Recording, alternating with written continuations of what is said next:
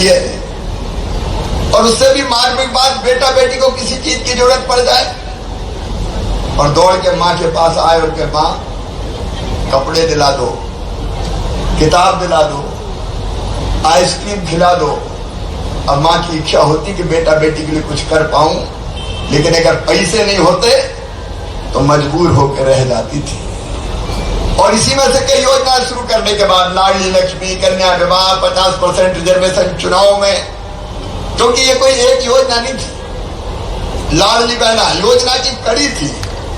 पहले बनी लाडली लक्ष्मी योजना, और उस योजना को चलाने में मेरी आंगनबाड़ी की बहनों को मैं प्रणाम करता हूं, उनका बहुत योगदान है। अपने वो बनाई 2007 में बेटी अगर पैदा होगी तो 2 बेटियों तक मध्य प्रदेश की धरती पर लाडली लक्ष्मी होगी। और कॉन्सेप्ट था कि बेटी बोझ नहीं, बेटी वरदान बने। और बोझ कब नहीं रहेगी, जब बेटी लखपति बन जाएगी। इसलिए लाडली लक्ष्मी के रूप में बेटी को लखपति बनाया। और मेरी बहनों, आपने कई बेटियों को अपने हाथ से वो प्रमाण पत्र दिए हैं, स्वीकृति पत्र दिए हैं। कई बेटियां तो ऐसी जिनको मैंने 2 महीने 4 महीने के ऐसे गोद में खिलाया, कई बार उछालता था। आप कई बहनें साक्षी और फिर गोद में लेता था।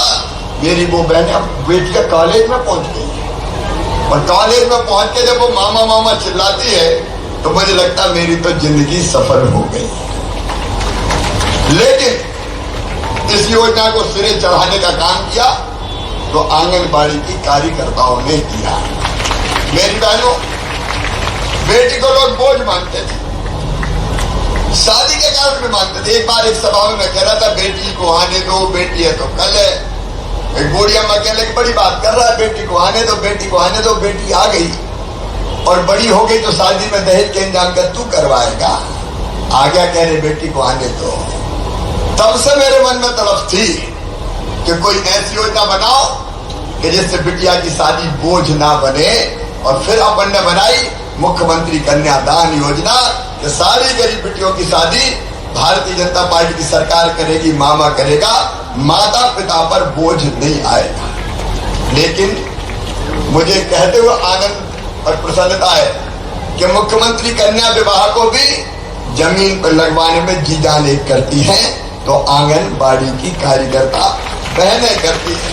सारे इंतजाम दुल्हन को सजाने से लेके और छोटे बड़े जितने इंतजाम होते हैं सब में आंगनबाड़ी की कार्यकर्ताएं जुटती है।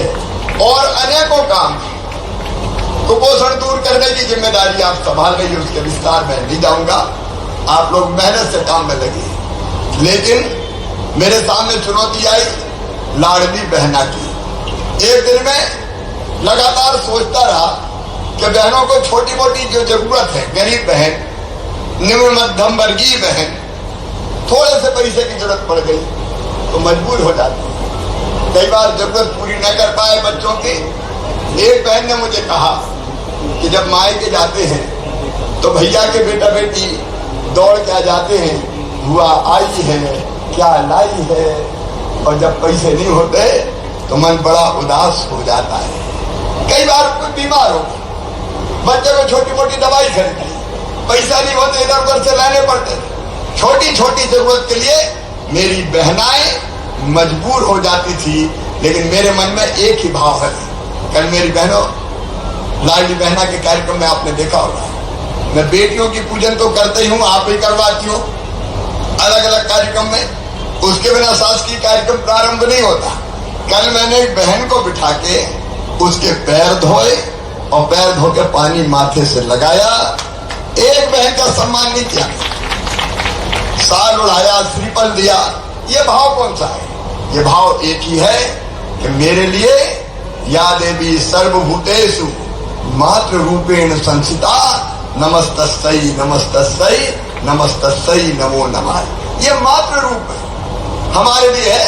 उसके देवी मान के मैं उनकी पूजा करके उनकी जिंदगी के कष्ट दूर करने की कोशिश करता हूँ। लेकिन आज मुझे आप सबको धन्यवाद इसलिए भी देना है, लाडली बहना योजना में मैं समझता हूँ दुनिया में पहली योजना होगी।